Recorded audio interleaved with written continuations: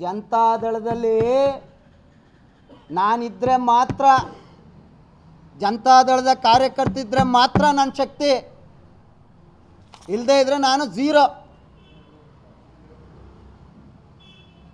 ಬೇರೆಯವ್ರಿಗೆ ಗೊತ್ತಿಲ್ಲ. ನಾನು ಮಂಜೇಗೌಡರು JDS ಬಂದಿದ್ದಕ್ಕೆ ಇವತ್ತು MLC ಆದರು. ನಾನು JDS ಬಂದಿದ್ದಕ್ಕೇ 3 ಸತಿ ಶಾಸಕನಾಗಿ ನನ್ನನ್ನು ಮಂತ್ರಿ ಮಾಡಿದ್ರು. JDS ಇದ್ದರೆ ಮಾತ್ರ ನನ್ನ ಶಕ್ತಿ. JDS ಬಿಟ್ಟು ಹೋಗಿ ಏನೇನು 15 ವರ್ಷ ನಾನೇನಾಗಿದ್ದೆ ಅಂತ ನನಗೆ ಗೊತ್ತಾಯ್ತು. ಒಬ್ಬ ನಾಯಕರು ತಕ್ಕ ಚುನಾವಣೆ ಮಾಡ್ತಾ ಇದ್ದಾರೆ, ನಿಮ್ಗೆ ಅವ್ರು ಅನಿವಾರ್ಯ. ಅವರು ನನಗೆ ಹಾಕೋದು ಅನಿವಾರ್ಯ ಇಲ್ಲ, ನನಗೆ ಯಾರೊಬ್ಬರ ನಾಯಕತ್ವ ಅನಿವಾರ್ಯ ಇಲ್ಲ. ನೋಡಿ ಸರ್, ನಾನು ನಿಮ್ಮ ಹತ್ರ ಇವತ್ತು ಮುಂದೆ ನನ್ನ ಬಗ್ಗೆ ಮಾತಾಡಿದ್ರೆ ನಾನು ಮಾತಾಡೋ ರೀತಿಯೇ ಬೇರೆ. ಈಗ ಕೈ ಮುಗಿದು ನಿಮ್ಮ ಮೂಲಕ ಅವ್ರನ್ನ ಪ್ರಾರ್ಥನೆ ಮಾಡ್ತೀನಿ. ನಾನು ತಪ್ಪಿದ್ರೆ ಅವ್ರಿಗೆಲ್ಲ ರೈಟ್ಸು ಅದೇ ಇಂಡೋರಲ್ಲಿ ಕರೆದು ಕಪಾಲ್ ಕೊಡಿದ್ರು ಒರೆಸ್ಕೋತೀನಿ.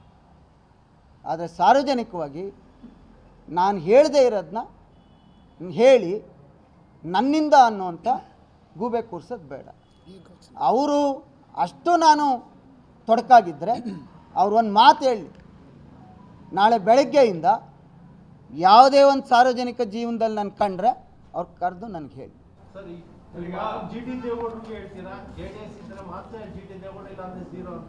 ನಾನು ಹೇಳ್ತಾ ಇರೋದು ನನಗೆ ನನ್ನ ಶಕ್ತಿ. ನಾನು ಏನು ಅನ್ಕೊಬಿಟ್ಟಿದ್ದೀನಲ್ಲ, ನಾನು 3 ಸತಿ ಗೆದ್ದೆ, ಪ್ರಾದೇಶಿಕ ಪಕ್ಷದಲ್ಲಿ ಯಾರೂ ಗೆದ್ದಿರಲಿಲ್ಲ, ನನ್ನ ಕ್ಷೇತ್ರದಲ್ಲಿ 1 ಸತಿ ಗೆದ್ದವ್ರು ಇನ್ನೊಂದು ಸತಿ ಗೆದ್ದಿರಲಿಲ್ಲ, ನನ್ನನ್ನು ನನ್ನ ಜನ ಆಯ್ಕೆ ಮಾಡಿದ್ದಾರೆ ಅಂತ ನಾನು ಹೇಳ್ಕೊತೀನಲ್ಲ. ನಾನು ಗೆದ್ದಿರೋದು ದೇವೇಗೌಡರ ಆಶೀರ್ವಾದ, ಕುಮಾರಣ್ಣರವರ ಶ್ರಮ, ನನ್ನ JDS ಕಾರ್ಯಕರ್ತರ ಹೋರಾಟ, ಅದರಿಂದ ನಾನು ಗೆದ್ದೆ.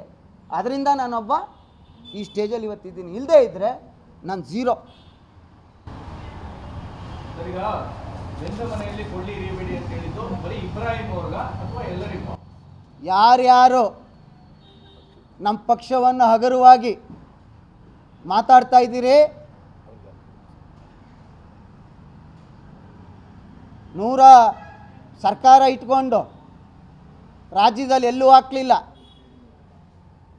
3 ಕ್ಷೇತ್ರಕ್ಕೆ ಮಾತ್ರ ಹಾಕಿದ್ರಿ. 2 ತಿಂಗಳ ದುಡ್ಡು ತಾಯಂದ್ರಿಗೆ 4,000 ರೂಪಾಯಿ. 40 ದೇಶದಲ್ಲಿ 40 ಸೀಟಲ್ಲಿ 36 ಸೀಟ್ ಗೆದ್ದಿದ್ದೀರಿ. 36 ಸೀಟ್ ಗೆದ್ದೈತೆ. ಎಲ್ಲವೂ ಆಡಳಿತಾರೂಢ ಪಕ್ಷವೇ ಗೆದ್ದಿರೋದು. ಸಂಚಿನಿಂದ ಆಸೆ ಆಮಿಷಗಳು ಸೇರಿಸಿ ಗೆದ್ದಿದ್ದೀರಿ. ಜನ ಆಶೀರ್ವಾದ.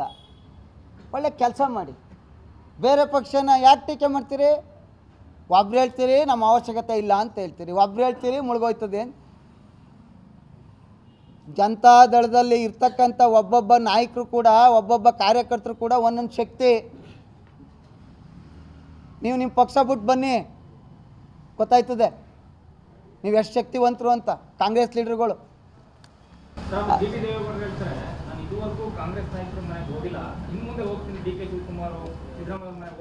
ನೋಡಿ ಸರ್, ಅವ್ರನ್ನ ಜನ ಆಶೀರ್ವಾದ ಮಾಡಿದ್ದಾರೆ. ಕ್ಷೇತ್ರದ ಕೆಲಸಗಳಿರ್ತವೆ, ಹೋಗ್ಬೇಕಾಯ್ತದೆ. ಹೋದ ಕ್ಷಣಕ್ಕೆ ತಪ್ಪು ಅಂತ ಯಾರು ಹೇಳಲಿಕ್ಕೆ ಸಾಧ್ಯ? ಹೇಳೋಕ್ಕಾಗುತ್ತಾ? ಏನ್ರಿ ಮುಂಜಾನೆ ಹೇಳೋಕ್ಕಾಗುತ್ತಾ? ಹೋಗ್ಬೇಕು.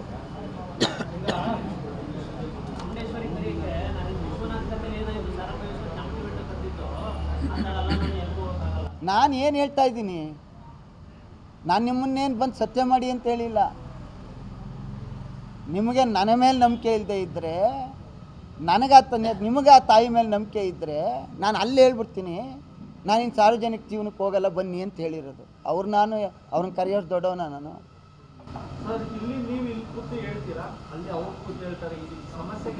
ನೋಡಿ, ನಾನು ಇವತ್ತೇ ಫಸ್ಟ್ ಹೇಳಿರೋದು.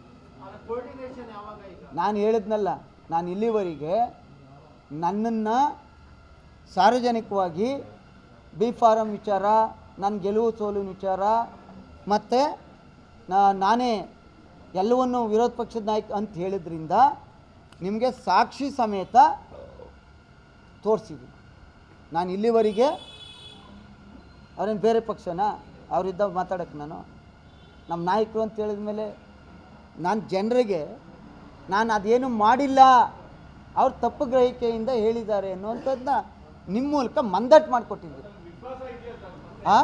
ಜನತಾದಳದಲ್ಲಿ ನಾನಿದ್ದರೆ ಮಾತ್ರ, ಜನತಾದಳದ ಕಾರ್ಯಕರ್ತಿದ್ರೆ ಮಾತ್ರ ನನ್ನ ಶಕ್ತಿ, ಇಲ್ಲದೇ ಇದ್ದರೆ ನಾನು ಝೀರೋ. ಬೇರೆಯವ್ರಿಗೆ ಗೊತ್ತಿಲ್ಲ. ನಾನು ಮಂಜೇಗೌಡರು JDSಗೆ ಬಂದಿದ್ದಕ್ಕೆ ಇವತ್ತು MLC ಆದರು. ನಾನು JDSಗೆ ಬಂದಿದ್ದಕ್ಕೇ 3 ಸತಿ ಶಾಸಕನಾಗಿ ನನ್ನನ್ನು ಮಂತ್ರಿ ಮಾಡಿದ್ರು. JDS ಇದ್ದರೆ ಮಾತ್ರ ನನ್ನ ಶಕ್ತಿ. JDS ಬಿಟ್ಟು ಹೋಗಿ ಏನೇನು 15 ವರ್ಷ ನಾನೇನಾಗಿದ್ದೆ ಅಂತ ನನಗೆ ಗೊತ್ತಾಯ್ತು. ನೀವೆಲ್ಲ ಒಬ್ಬ ನಾಯಕನ ತಕ್ಕಂತೆ ಚುನಾವಣೆ ಮಾಡ್ತಾ ಇದ್ದೀರಿ, ನೀವು ಅವ್ರು ಅನಿವಾರ್ಯ. ಅವ್ರಿಗೆ ನನಗೆ ಹಾಕೋದು ಅನಿವಾರ್ಯ ಇಲ್ಲ, ನನಗೆ ಯಾರೊಬ್ಬರ ನಾಯಕತ್ವ ಅನಿವಾರ್ಯ ಇಲ್ಲ ಅನ್ನೋದು. ನೋಡಿ ಸರ್, ನಾನು ನಿಮ್ಮ ಹತ್ರ ಇವತ್ತು ಮುಂದೆ ನನ್ನ ಬಗ್ಗೆ ಮಾತಾಡಿದ್ರೆ ನಾನು ಮಾತಾಡೋ ರೀತಿಯೇ ಬೇರೆ. ಈಗ ಕೈ ಮುಗಿದು ನಿಮ್ಮ ಮೂಲಕ ಅವ್ರನ್ನ ಪ್ರಾರ್ಥನೆ ಮಾಡ್ತೀನಿ. ನಾನು ತಪ್ಪಿದ್ರೆ ಅವ್ರಿಗೆಲ್ಲ ರೈಟ್ಸು ಅದೇ ಇಂಡೋರಲ್ಲಿ ಕರೆದು ಕಪಾಲ್ ಕೊಡಿದ್ರು ಒರೆಸ್ಕೋತೀನಿ. ಆದರೆ ಸಾರ್ವಜನಿಕವಾಗಿ ನಾನು ಹೇಳದೇ ಇರೋದನ್ನ ಹೇಳಿ ನನ್ನಿಂದ ಅನ್ನುವಂಥ ಗೂಬೆ ಕೂರ್ಸೋದು ಬೇಡ. ಅವರು ಅಷ್ಟು ನಾನು ತೊಡಕಾಗಿದ್ದರೆ ಅವ್ರು ಒಂದು ಮಾತು ಹೇಳಿ, ನಾಳೆ ಬೆಳಗ್ಗೆಯಿಂದ ಯಾವುದೇ ಒಂದು ಸಾರ್ವಜನಿಕ ಜೀವನದಲ್ಲಿ ನಾನು ಕಂಡ್ರೆ ಅವ್ರು ಕರೆದು ನನಗೆ ಹೇಳಿ. ಸರಿ, GT ದೇವೇಗೌಡರಿಗೆ ಹೇಳ್ತೀರಾ JDS ಇದ್ರೆ ಮಾತ್ರ GT ದೇವೇಗೌಡ ಇಲ್ಲ ಅಂದ್ರೆ ಝೀರೋ ಅಂತ? ನಾನು ಹೇಳ್ತಾ ಇರೋದು ನನಗೆ ನನ್ನ ಶಕ್ತಿ. ನಾನು ಏನು ಅನ್ಕೊಬಿಟ್ಟಿದ್ದೀನಲ್ಲ, ನಾನು 3 ಸತಿ ಗೆದ್ದೆ, ಪ್ರಾದೇಶಿಕ ಪಕ್ಷದಲ್ಲಿ ಯಾರೂ ಗೆದ್ದಿರಲಿಲ್ಲ, ನನ್ನ ಕ್ಷೇತ್ರದಲ್ಲಿ 1 ಸತಿ ಗೆದ್ದವ್ರು ಇನ್ನೊಂದು ಸತಿ ಗೆದ್ದಿರಲಿಲ್ಲ, ನನ್ನನ್ನು ನನ್ನ ಜನ ಆಯ್ಕೆ ಮಾಡಿದ್ದಾರೆ ಅಂತ ನಾನು ಹೇಳ್ಕೊತೀನಲ್ಲ. ನಾನು ಗೆದ್ದಿರೋದು ದೇವೇಗೌಡರ ಆಶೀರ್ವಾದ, ಕುಮಾರಣ್ಣರವರ ಶ್ರಮ, ನನ್ನ JDS ಕಾರ್ಯಕರ್ತರ ಹೋರಾಟ, ಅದರಿಂದ ನಾನು ಗೆದ್ದೆ. ಅದರಿಂದ ನಾನೊಬ್ಬ ಈ ಸ್ಟೇಜಲ್ಲಿ ಇವತ್ತಿದ್ದೀನಿ. ಇಲ್ಲದೇ ಇದ್ದರೆ ನಾನು ಝೀರೋ. ಈಗ ಬೆಂದ ಮನೆಯಲ್ಲಿ ಕೊಳ್ಳಿ ಇರಿಬೇಡಿ ಅಂತ ಹೇಳಿದ್ದು ಬರೀ ಇಬ್ರಾಹಿಂ ಅವ್ರಿಗ ಅಥವಾ ಎಲ್ಲರಿಗೂ? ಯಾರ್ಯಾರು ನಮ್ಮ ಪಕ್ಷವನ್ನು ಹಗುರವಾಗಿ ಮಾತಾಡ್ತಾ ಇದ್ದೀರಿ, 100 ಸರ್ಕಾರ ಇಟ್ಕೊಂಡು ರಾಜ್ಯದಲ್ಲಿ ಎಲ್ಲೂ ಹಾಕಲಿಲ್ಲ, 3 ಕ್ಷೇತ್ರಕ್ಕೆ ಮಾತ್ರ ಹಾಕಿದ್ರಿ. 2 ತಿಂಗಳ ದುಡ್ಡು ತಾಯಂದ್ರಿಗೆ 4,000 ರೂಪಾಯಿ. 40 ದೇಶದಲ್ಲಿ 40 ಸೀಟಲ್ಲಿ 36 ಸೀಟ್ ಗೆದ್ದಿದ್ದೀರಿ. 36 ಸೀಟ್ ಗೆದ್ದೈತೆ. ಎಲ್ಲವೂ ಆಡಳಿತಾರೂಢ ಪಕ್ಷವೇ ಗೆದ್ದಿರೋದು. ಸಂಚಿನಿಂದ ಆಸೆ ಆಮಿಷಗಳು ಸೇರಿಸಿ ಗೆದ್ದಿದ್ದೀರಿ. ಜನ ಆಶೀರ್ವಾದ. ಒಳ್ಳೆ ಕೆಲಸ ಮಾಡಿ. ಬೇರೆ ಪಕ್ಷನ ಯಾಕೆ ಟೀಕೆ ಮಾಡ್ತೀರಿ?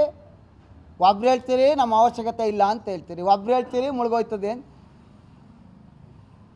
ಜನತಾದಳದಲ್ಲಿ ಇರ್ತಕ್ಕಂಥ ಒಬ್ಬೊಬ್ಬ ನಾಯಕರು ಕೂಡ, ಒಬ್ಬೊಬ್ಬ ಕಾರ್ಯಕರ್ತರು ಕೂಡ ಒಂದೊಂದು ಶಕ್ತಿ. ನೀವು ನಿಮ್ಮ ಪಕ್ಷ ಬಿಟ್ಟು ಬನ್ನಿ, ಗೊತ್ತಾಯ್ತದೆ ನೀವು ಎಷ್ಟು ಶಕ್ತಿವಂತರು ಅಂತ. ಕಾಂಗ್ರೆಸ್ ಲೀಡರ್ಗಳು GT ದೇವೇಗೌಡರು ಹೇಳ್ತಾರೆ, ನಾನು ಇದುವರೆಗೂ ಕಾಂಗ್ರೆಸ್ ನಾಯಕರ ಮನೆಗೆ ಹೋಗಿಲ್ಲ, ಇನ್ನು ಮುಂದೆ ಹೋಗ್ತೀನಿ, DK ಶಿವಕುಮಾರ್ ಸಿದ್ದರಾಮಯ್ಯ ಮನೆಗೆ ಹೋಗ್ತೀನಿ ಅಂತ. ನೋಡಿ ಸರ್, ಅವ್ರನ್ನ ಜನ ಆಶೀರ್ವಾದ ಮಾಡಿದ್ದಾರೆ. ಕ್ಷೇತ್ರದ ಕೆಲಸಗಳಿರ್ತವೆ, ಹೋಗ್ಬೇಕಾಯ್ತದೆ. ಹೋದಾಕ್ಷಣಕ್ಕೆ ತಪ್ಪು ಅಂತ ಯಾರು ಹೇಳಕ್ಕೆ ಸಾಧ್ಯ? ಹೇಳೋಕ್ಕಾಗುತ್ತಾ? ಏನ್ರಿ ಮುಂಜಾನೆ ಹೇಳೋಕ್ಕಾಗುತ್ತಾ? ಹೋಗ್ಬೇಕು.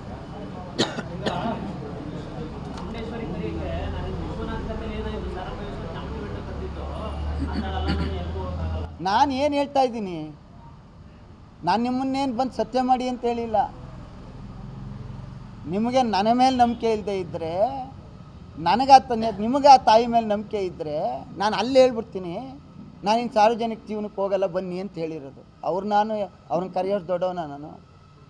ಸರ್, ಇಲ್ಲಿ ನೀವು ಇಲ್ಲಿ ಕೂತು ಹೇಳ್ತೀರಾ, ಅಲ್ಲಿ ಅವ್ರು ಕೂತು ಹೇಳ್ತಾರೆ. ಈ ಸಮಸ್ಯೆಗೆ ಪರಿಹಾರ ನೋಡಿ, ನಾನು ಇವತ್ತೇ ಫಸ್ಟ್ ಹೇಳಿರೋದು. ಕೋರ್ಡಿನೇಷನ್ ಯಾವಾಗ ಈಗ? ನಾನು ಹೇಳಿದ್ನಲ್ಲ, ನಾನು ಇಲ್ಲಿವರೆಗೆ ನನ್ನನ್ನು ಸಾರ್ವಜನಿಕವಾಗಿ B ಫಾರಂ ವಿಚಾರ, ನನ್ನ ಗೆಲುವು ಸೋಲಿನ ವಿಚಾರ, ಮತ್ತು ನಾನೇ ಎಲ್ಲವನ್ನು ವಿರೋಧ ಪಕ್ಷದ ನಾಯಕ ಅಂತ ಹೇಳಿದ್ರಿಂದ ನಿಮಗೆ ಸಾಕ್ಷಿ ಸಮೇತ ತೋರಿಸಿದ್ದೀನಿ. ನಾನು ಇಲ್ಲಿವರೆಗೆ ಅವ್ರೇನು ಬೇರೆ ಪಕ್ಷನ ಅವರಿದ್ದ ಮಾತಾಡೋಕ್ಕೆ ನಮ್ಮ ನಾಯಕರು ಅಂತ ಹೇಳಿದ ಮೇಲೆ ನಾನು ಜನರಿಗೆ ನಾನು ಅದೇನು ಮಾಡಿಲ್ಲ, ಅವ್ರು ತಪ್ಪು ಗ್ರಹಿಕೆಯಿಂದ ಹೇಳಿದ್ದಾರೆ ಅನ್ನುವಂಥದ್ದನ್ನ ನಿಮ್ಮ ಮೂಲಕ ಮಂದಟ್ಟು ಮಾಡಿಕೊಟ್ಟಿದ್ದೀನಿ. ಹಾಂ